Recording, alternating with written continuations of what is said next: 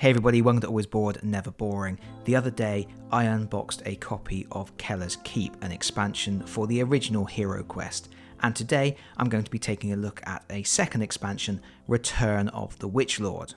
Where Keller's Keep focused on the green skin enemies, this expansion focuses on the undead enemies. You get a brand new campaign, you get a bunch of the undead miniatures that you got in the core set, and that's a really good thing for me because in the core set you only got a small number of undead enemies. You got 4 skeletons, 2 zombies and 2 mummies, and as those are still some of my favourite undead miniatures, it's really great to have a whole bunch more of them.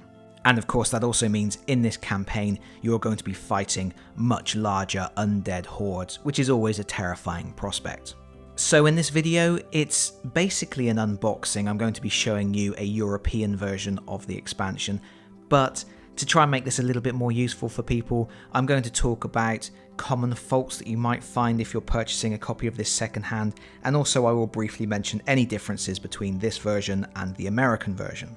First of all, as with my copy of Keller's Keep, I do not have the original box for Return of the Witchlord, and that's a pretty common thing because in Europe these expansions were sold in thin tuck boxes. It was quite common for people to open these expansions, put all of the contents in with their core game, and then throw away the expansion box because it wasn't any use for storing anything. Generally, if you want a box for these expansions, you have to purchase an unopened, unpunched copy that is still in the original packaging.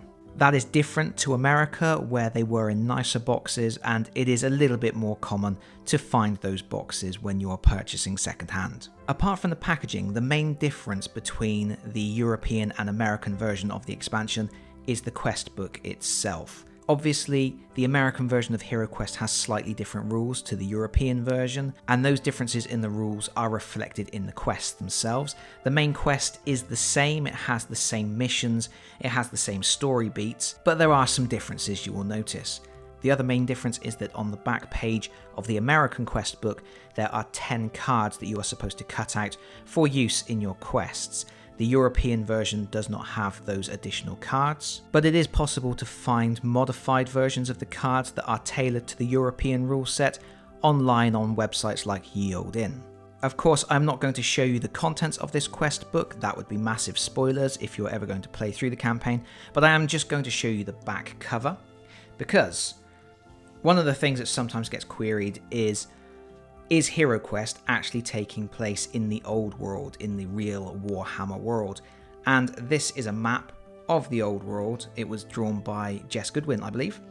And you can see we have known places, we have Bretonnia, we have the Empire. This game does take some liberties with the Warhammer setting, but generally speaking, we are in the old world. As I mentioned before, besides getting a new campaign to play through, the other main draw of this expansion is the additional plastic miniatures you will get.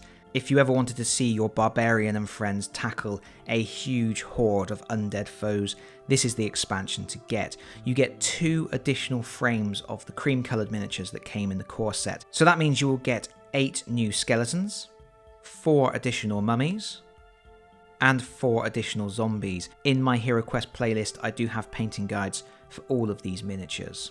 And it's probably worth noting that on each of the cream-coloured sprues, you also get 6 skulls, and those were the skulls that were used to add extra detail to the furniture that came in the core set. Because you are getting 2 sprues in this expansion, you are getting 12 additional skulls, and that is why you will probably find it's quite easy to pick up spare skulls on eBay. It's certainly much easier than trying to find replacement rats, which were part of the brown furniture sprues, and therefore are much harder to come by. Moving on, this expansion includes 2 reinforced doors, exactly the same as the ones that came in Keller's Keep. They are designed to be punched out and then pushed into plastic holders. It does not come with plastic holders, you have to use the ones from your core game. And these reinforced doors are used in certain maps to mark entry and exit points because you won't always be entering and leaving the dungeon via the spiral staircase anymore. It is worth noting that if you have Keller's Keep and you have the reinforced doors from that expansion, you don't necessarily need these, but it is of course nice to have them. Next up you get 6 rock pile counters, and you may notice some colour variation. These are quite clearly different colours, not only on the front, but also on the back. And the reason for that is because As I mentioned before, quite often people would purchase these expansions, take all of the components and chuck them into the core game. And then if they later decided to sell that expansion, they would delve into their core game, grab 6 counters because that's how many they knew came in the expansion, and they wouldn't really check whether they came from this expansion or from the core box because it doesn't really matter. So I have clearly some tiles here that came from the expansion and some tiles that came from either the other expansion or the core set. It is also worth noting that if you are buying an American version of this expansion, you do not get the rock pile tokens, you get little walls instead. This was exactly the same in Keller's Keep. You get 4 new secret door tiles, and again, you may notice some colour differences if they have come from different expansions or the core set or whatever. It was also quite common for some of these counters to be misprinted or mispunched, and you can see here the one on the right has a very ugly mispunch where you can actually see the top of a subsequent secret door poking in at the top there. I might need to find a replacement one on eBay because that is quite ugly. And then there are 2 more pit traps, the same as the ones that came in the core set. And as with all of the other tokens, you may notice colour variations front and back. You should get 1 little tile with these sinister looking eyes peering through a dark mist. I'm not going to talk about what this is, it's something for a specific mission, and I will leave it up to you to find it and find out how to overcome it. You get 4 tomb tiles, each has a different design, and these are really just window dressing. A little bit of blocking terrain, but mainly just used to give the impression that you are walking through dank tombs. Always nice to have something to mix up the dungeons a little bit more.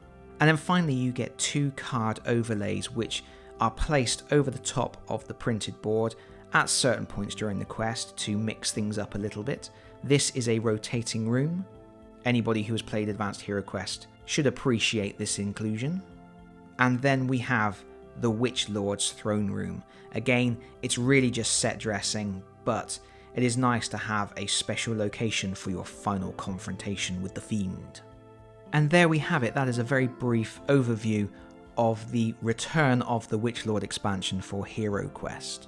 This is a really nice expansion to pick up because you get some cool new window dressing for your board, you get an exciting new campaign to play through which has some new named villains to confront, but really it's just cool to get a lot more of the undead enemies because they were really in short supply in the core set. Only having 2 zombies and 2 mummies was always a bit of a disappointment for me, so it's great to be able to have hordes of them advancing upon the heroes now. Do I prefer this to Keller's Keep? I don't know really. I think Keller's Keep might have the better campaign, but honestly, back in the days when I was playing Warhammer Fantasy Battle, I had an undead army and a greenskin army, so both of these expansions speak to me, and I wouldn't be without either of them.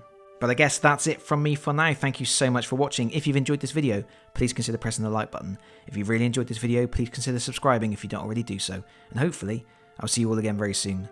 Bye bye everyone. Bye bye.